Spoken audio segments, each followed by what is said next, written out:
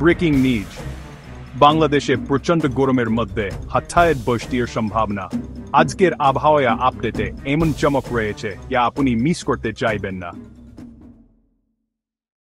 আজ সোমবার দেশের বিভিন্ন অঞ্চলে তাপমাত্রা ঊর্ধ্বমুখী, আর্দ্রতা বেশি এবং গরম খুবই তীব্র।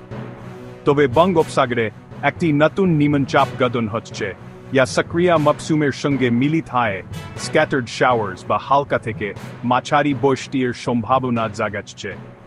গত কয়েকদিনে ঢাকাসহ বেশ কয়েকটি শহরে হালকা বৃষ্টি হয়েছে, কিন্তু তাপপ্রবাহ খুব কমেছে।